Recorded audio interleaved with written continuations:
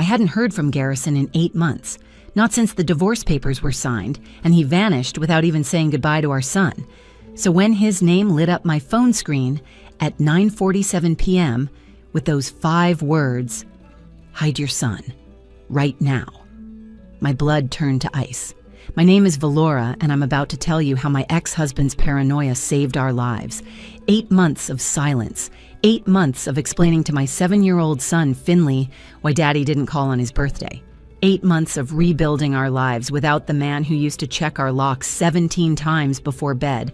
And then 5 words shattered everything I thought I knew about why Garrison left us.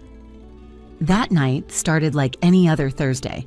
Finley was in the living room battling digital dragons on his game console while I stood at the kitchen sink, scrubbing spaghetti sauce off dinner plates.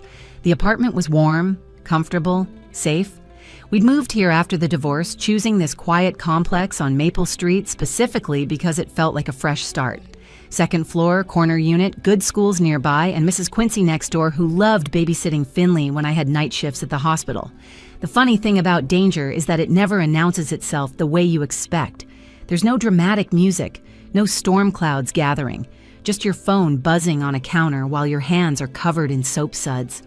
When I saw Garrison's contact photo appear on my screen, my first thought wasn't fear. It was anger. How dare he reach out now?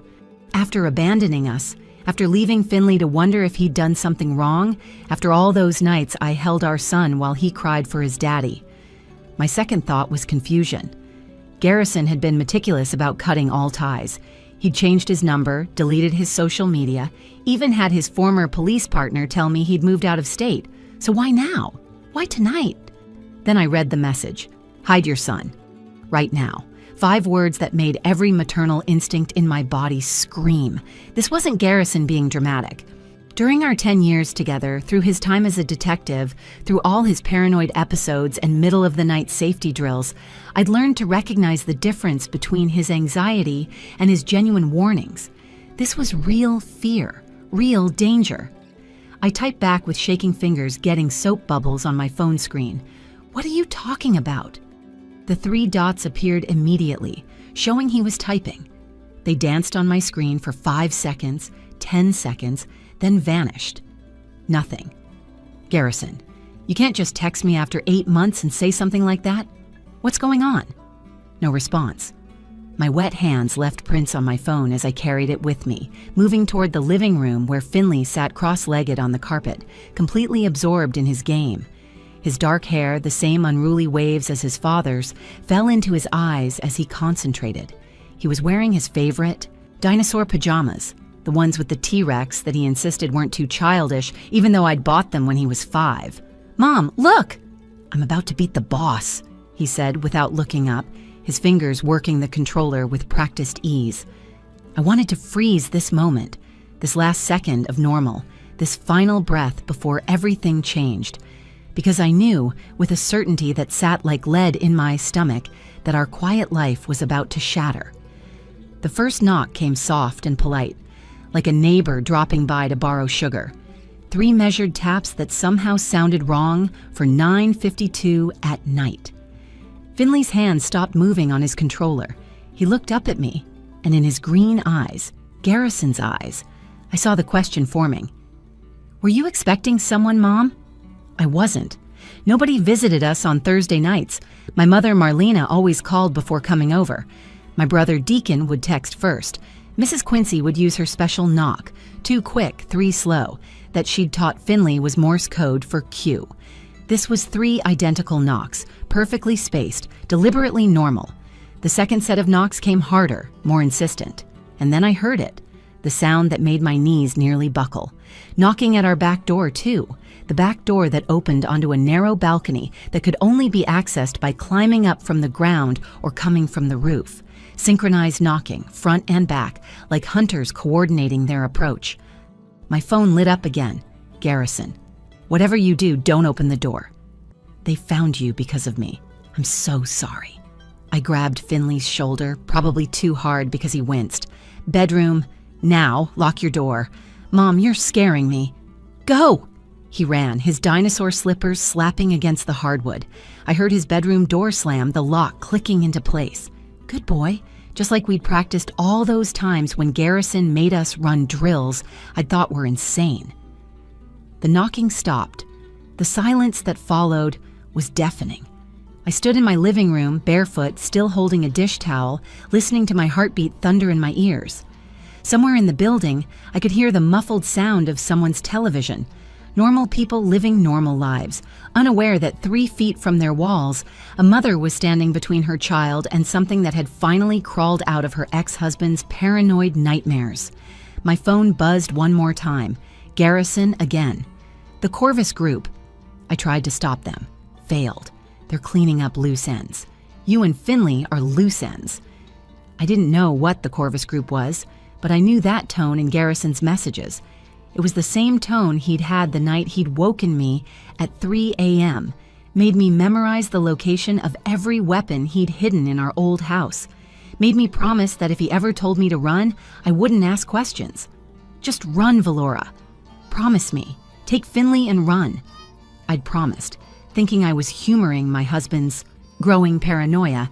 Now, as I heard the subtle scratch of metal against metal, someone picking our lock with professional precision, I understood that Garrison hadn't been paranoid at all. He'd been preparing us for tonight. Life had finally started feeling normal again. 4 months after moving into our apartment on Maple Street, Finley and I had found our rhythm. Morning routines that worked, inside jokes that made us both laugh, and Friday movie nights where we'd make a fort out of couch cushions and eat popcorn for dinner. The divorce had been finalized in January, and now, in September, the sharp edges of that pain had smoothed into something manageable. "Mom, can we have pizza tonight?" Finley called from the living room, his voice competing with the electronic battle sounds of his video game. "We had pizza yesterday, buddy. How about spaghetti?" "With meatballs." "Extra meatballs," I promised, pulling the ground beef from the freezer. This was our life now. Simple negotiations about dinner, homework battles that ended in compromise, and bedtime stories about brave knights and clever dragons. Finley had stopped asking about his father every day. Now it was maybe once a week, usually something small like, "Do you think Dad would like my new teacher?" Or, "Remember when Dad taught me to ride my bike?" Each question was a little stab to my heart, but we were healing. I'd met Garrison 12 years ago at a charity fundraiser for the Children's Hospital where I worked as a pediatric nurse. He was providing security detail, standing near the entrance in his crisp police uniform, scanning the crowd with those intense green eyes that seemed to see everything. When a drunk guest got aggressive with the staff, Garrison handled it with such calm efficiency that I found myself watching him for the rest of the evening. "You keep staring at that cop," my colleague Jennifer had teased. "I'm not staring. I'm observing." "Well, observe your way over there and introduce yourself." I did. Garrison smiled when I approached, and that smile transformed his entire face from stern protector to someone warm and approachable. We talked for 3 hours that night, long after his shift ended. He told me about joining the force to make a difference. I told him about becoming a nurse after watching my younger brother battle leukemia.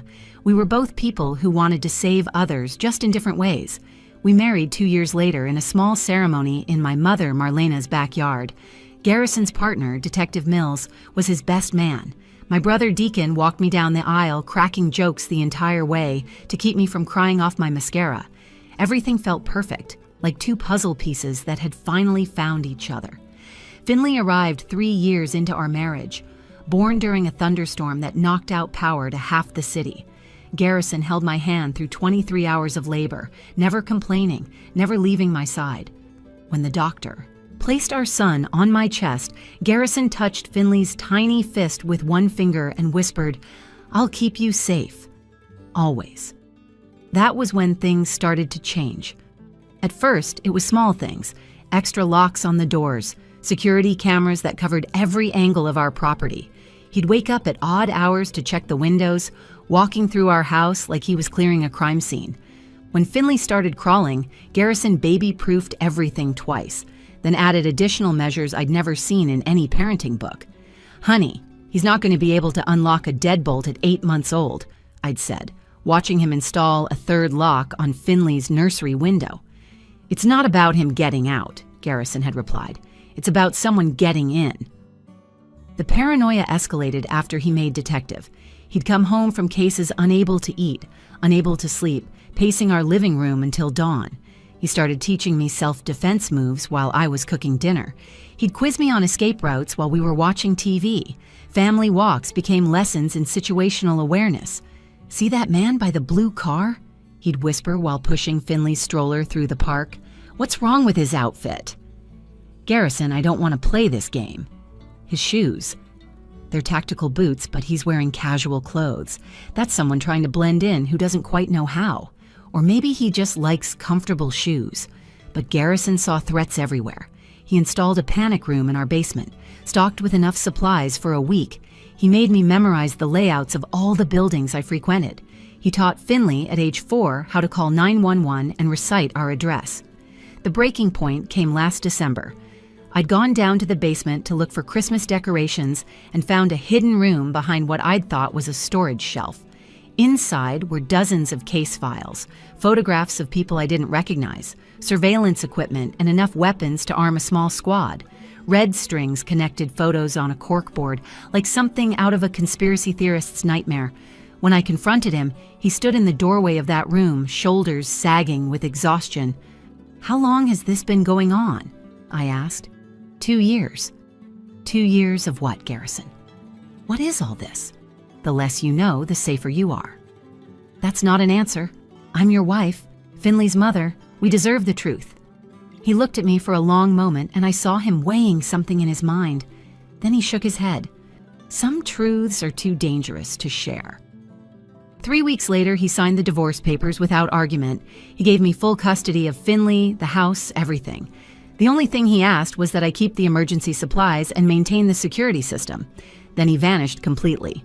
Now, standing in my kitchen 8 months later, watching spaghetti sauce bubble on the stove while my son played video games in the next room, I understood that Garrison hadn't been paranoid. He'd been terrified. And whatever had scared him enough to abandon his family, rather than endanger us, had finally found us anyway.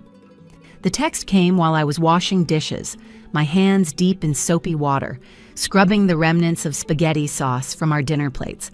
The kitchen was warm and humid from the steam, the window cracked open to let in the September evening air. I almost didn't hear my phone buzz over the sound of running water. When I glanced at the screen and saw Garrison's name, my hands froze mid-scrub. His contact photo stared back at me, a picture from our wedding day where he was laughing at something Deacon had whispered during the ceremony. That man in the photo felt like a stranger now. "Hide your son. Right now." I read it 3 times before my brain processed the words. My wet fingers fumbled with the phone, leaving soap suds on the screen as I typed back, "What are you talking about?" The 3 dots appeared immediately. He was typing. They bounced on my screen for 5 seconds, 10 seconds, then vanished without a message. My heart rate doubled. "Garrison, you can't just text me after 8 months and say something like that. What's going on?" Nothing. The message showed as delivered, then read, but no response came.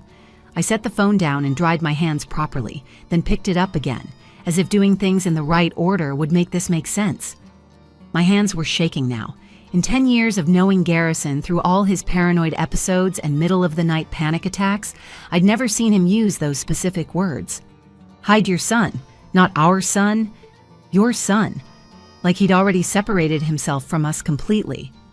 "Finley, come here, please," I called, trying to keep my voice steady. "But Mom, I'm about to beat this level. The dragon is down to like 10% health." "Now, Finley?"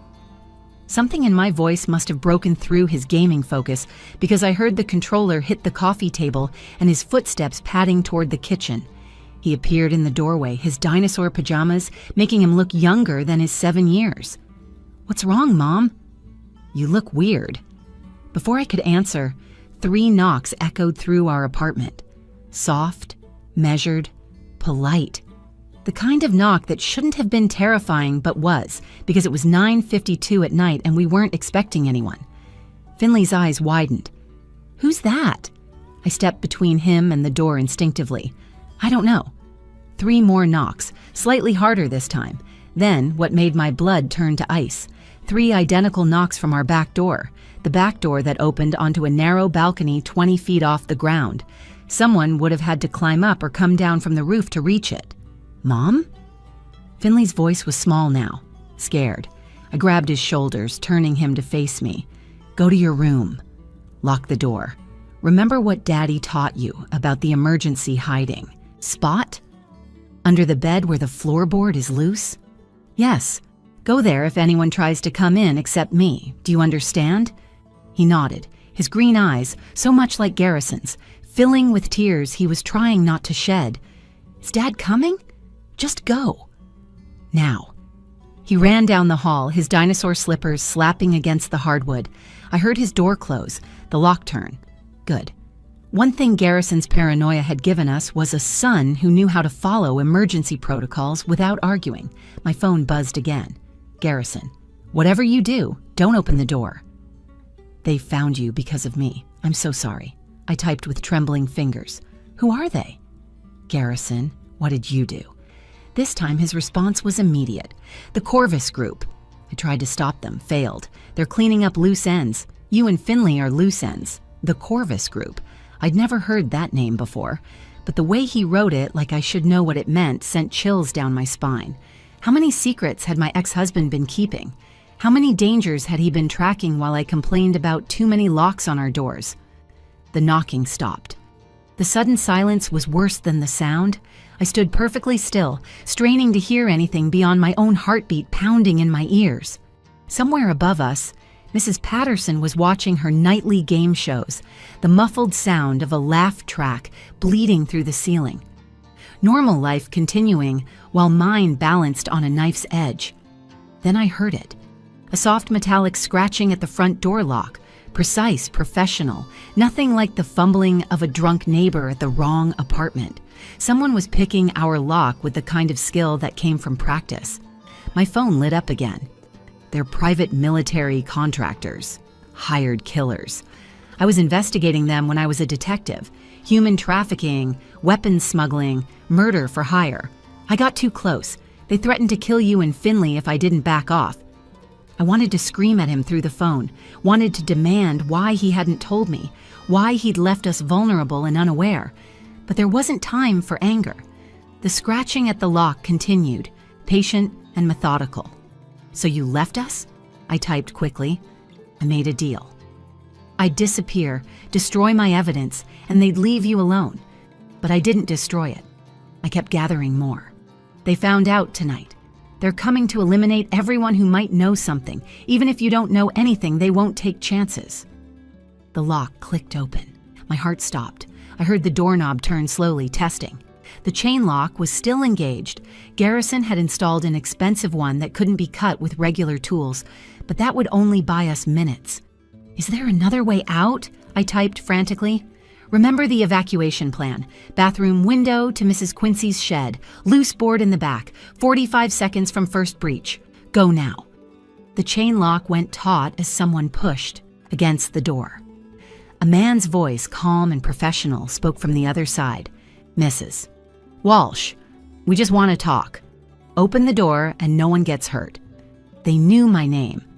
My married name that I'd kept after the divorce. This wasn't random.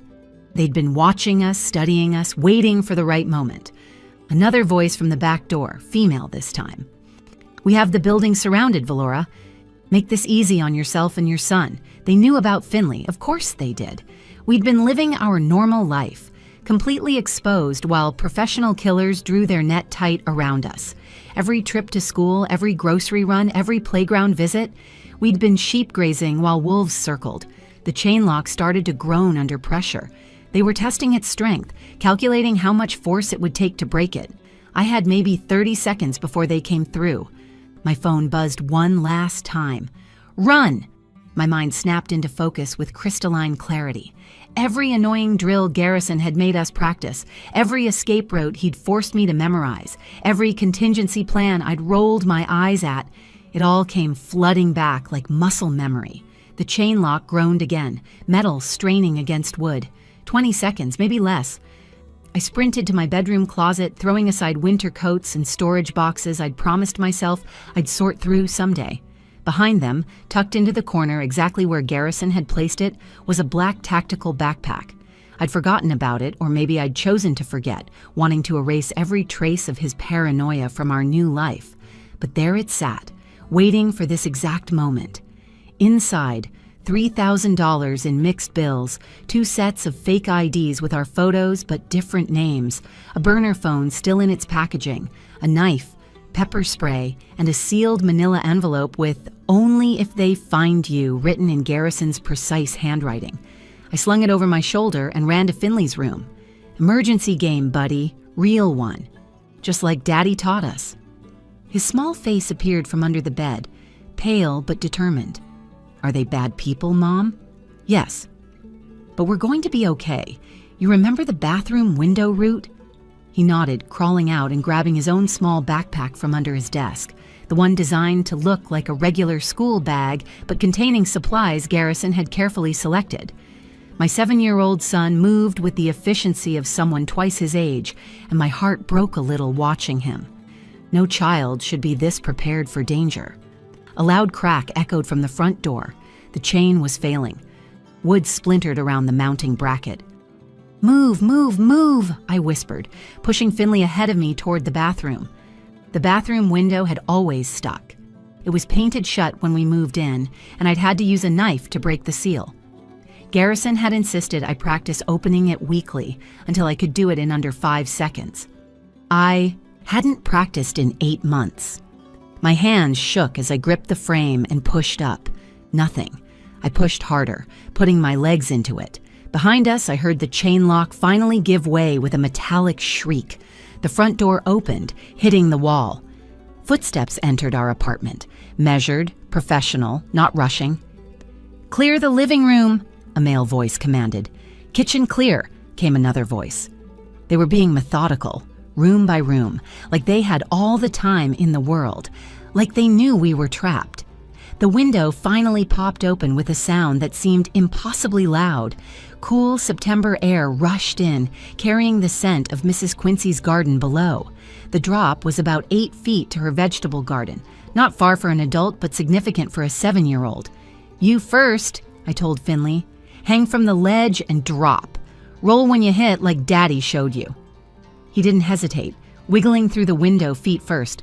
I held his hands as he lowered himself down, his dinosaur pajamas catching on the window frame. "Checking first bedroom," a voice called out, closer now. "Let go," I whispered to Finley. He dropped, landing with a soft thud in Mrs. Quincy's tomato plants. I saw him roll and pop back up, ready to run. My brave little boy. I threw one leg over the windowsill just as I heard our hallway floorboard creak, the one right outside Finley's room that we'd been meaning to fix.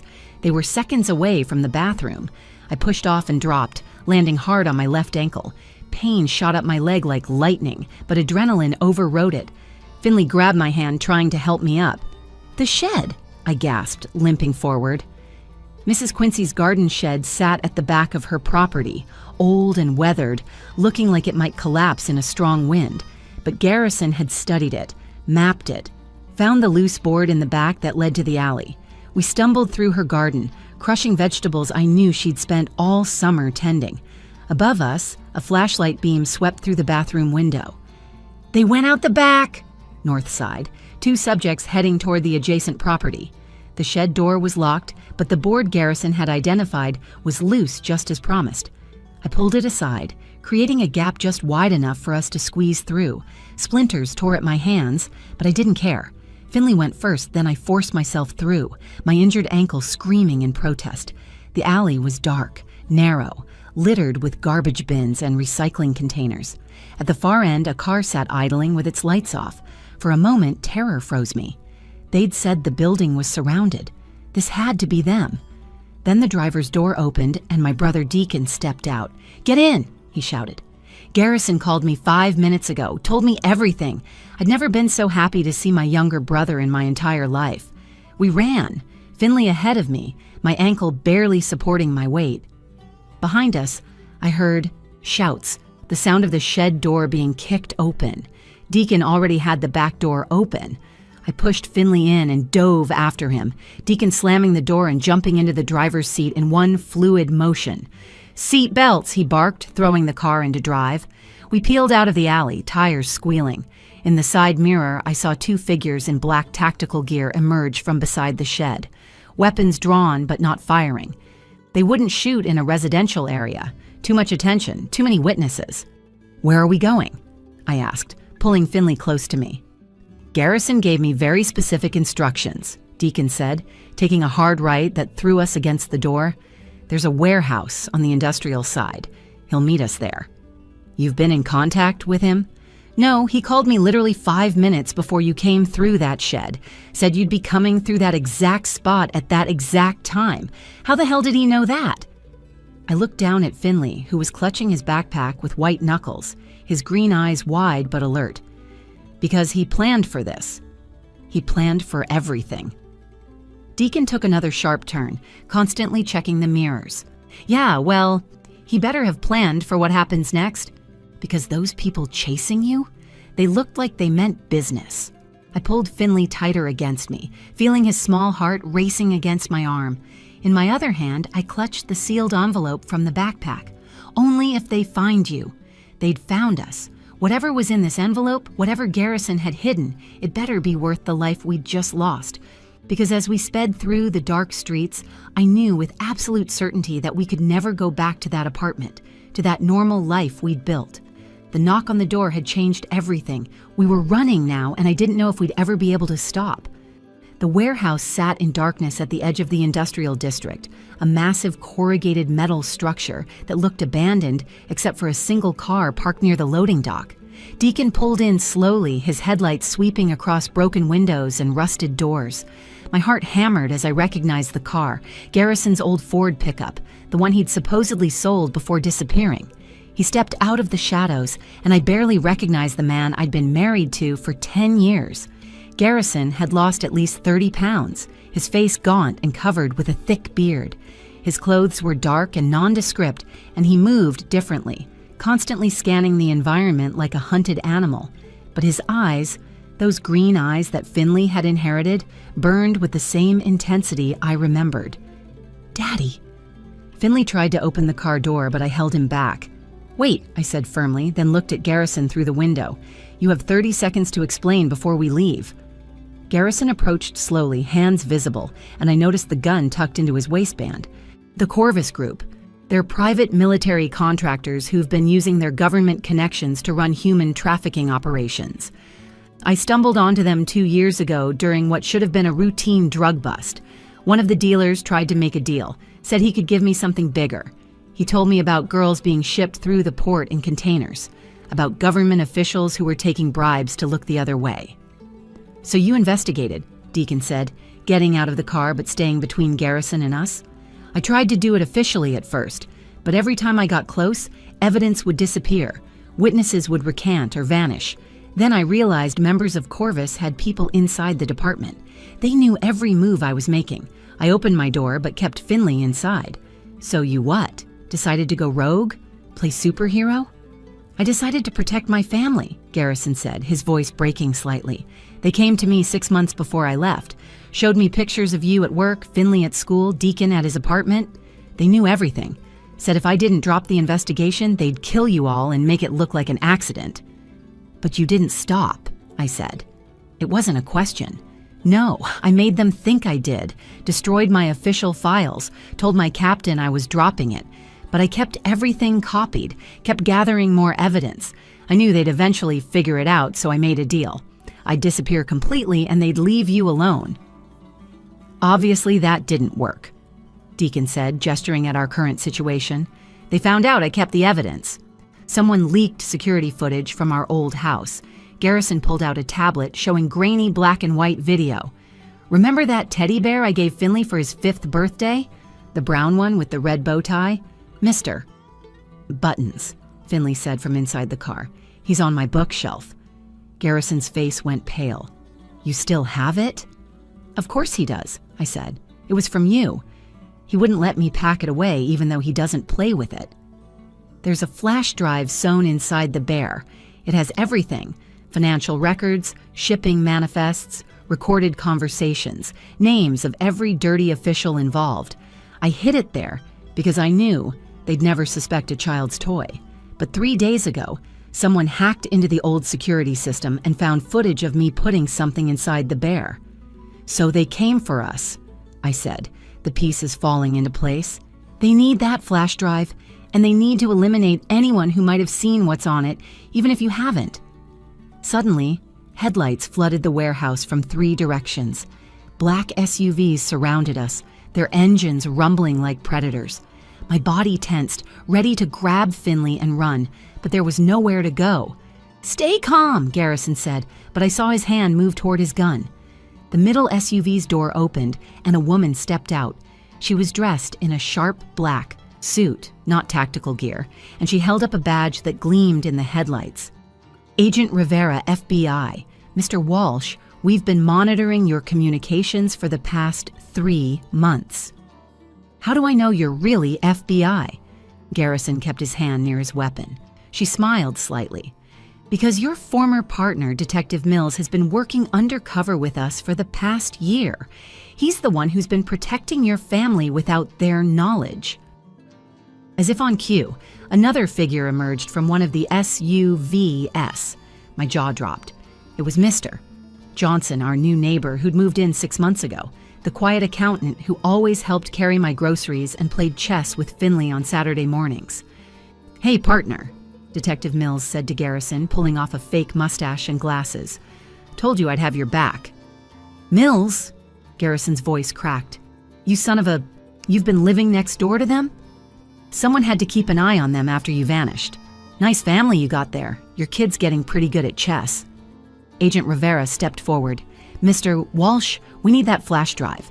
With your evidence and our investigation, we can take down the entire Corvus network.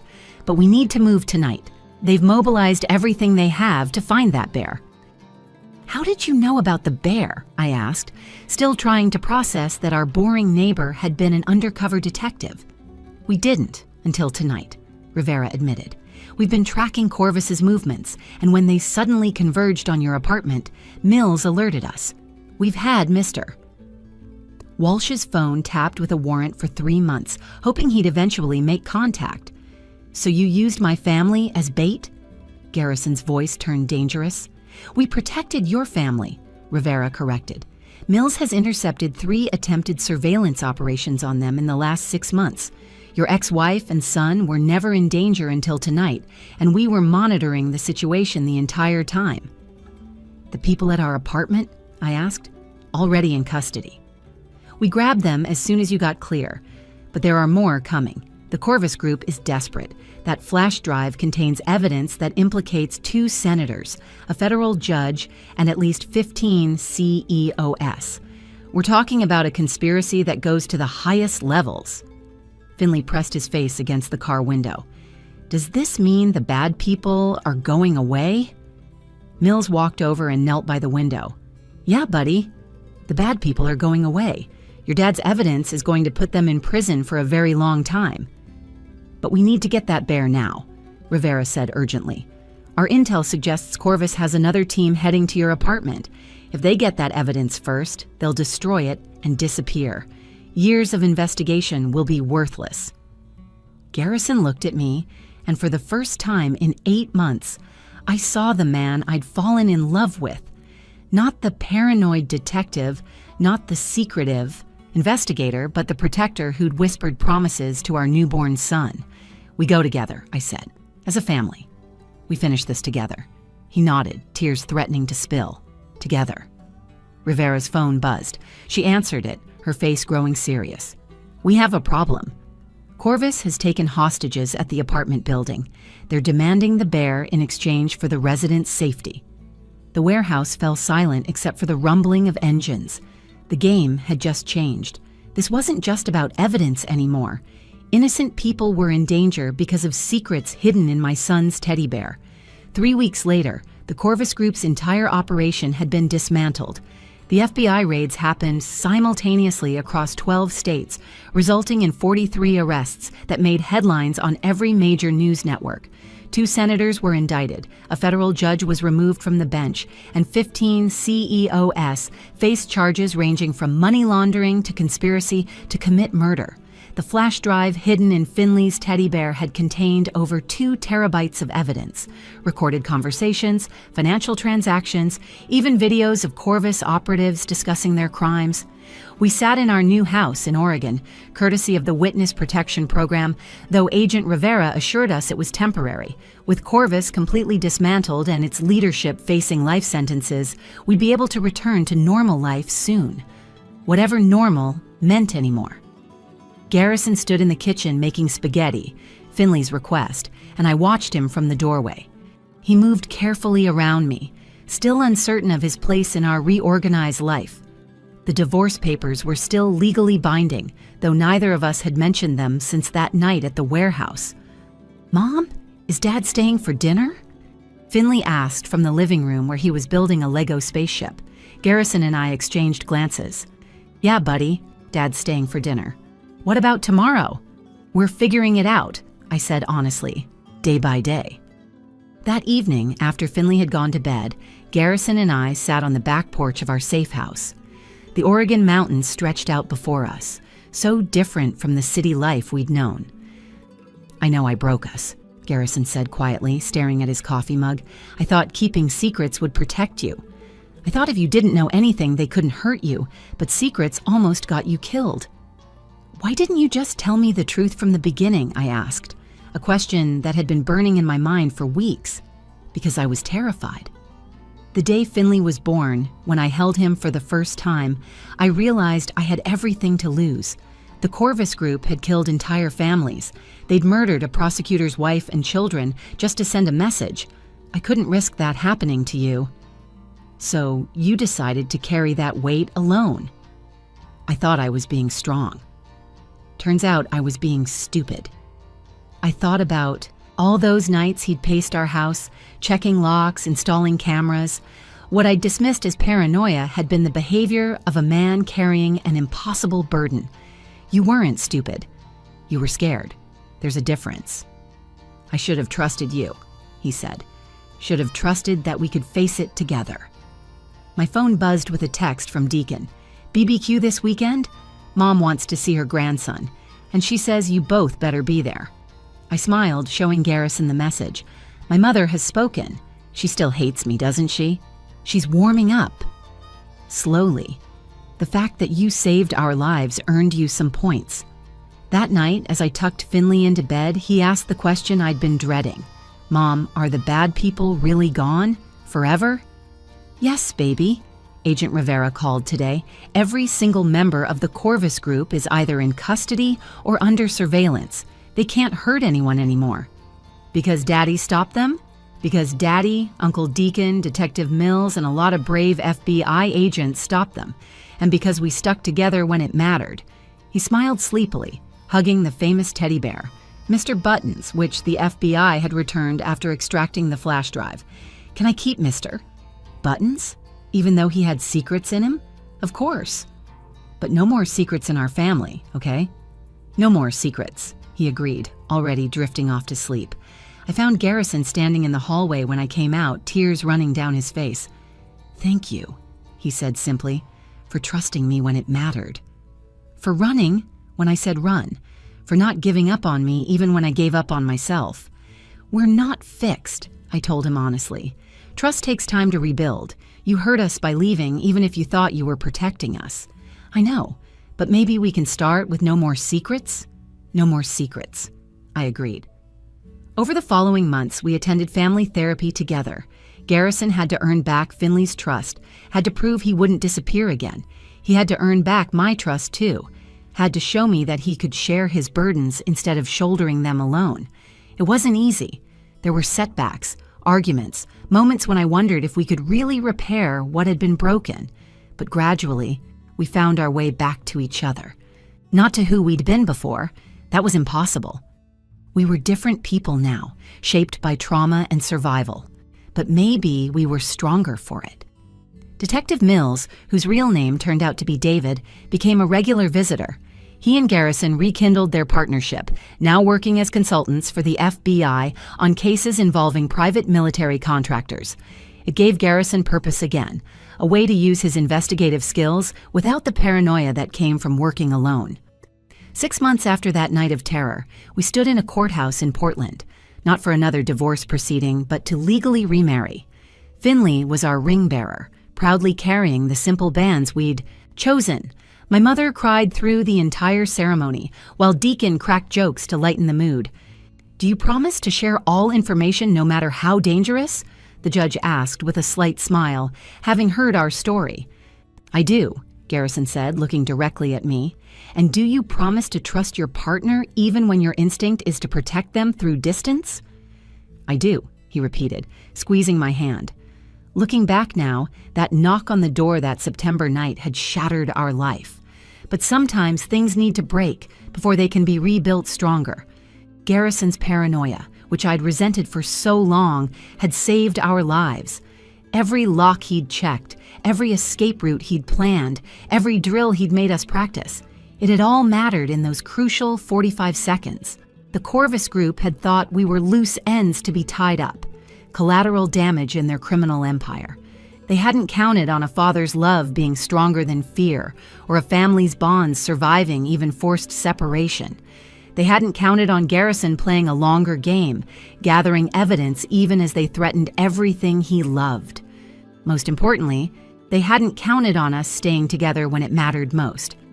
These days, we live without secret rooms or hidden flash drives, but we still have good locks on our doors, and we still practice safety drills with Finley, though now they feel more like family bonding than paranoid preparation. We've learned that awareness isn't paranoia when there are real threats in the world, but we've also learned that facing those threats together is always better than facing them alone. The knock that came that night wasn't just a threat, it was a revelation. It showed us that the monsters Garrison had been fighting were real, but it also showed us that we were stronger than those monsters when we stood together. And in the end, that's the most important lesson of all. Sometimes, the people who seem paranoid are the ones who see danger others miss. And sometimes the only thing standing between your family and disaster is preparation, courage, and the warning that comes just in time. But above all, we learned that secrets, no matter how well-intentioned, can be more dangerous than the threats they're meant to protect against. Truth, trust, and togetherness. Those are the real shields against the darkness. If you enjoyed this story and want to hear more real-life tales of survival, courage, and families facing the impossible, make sure to like this video and share it with someone who needs to hear it. Drop a comment below telling me what you would have done in this situation. Would you have run or would you have tried to face them? And don't forget to subscribe to the channel and hit that notification bell so you never miss another story. Thank you for watching, and remember, sometimes the people who love us most show it in the strangest ways.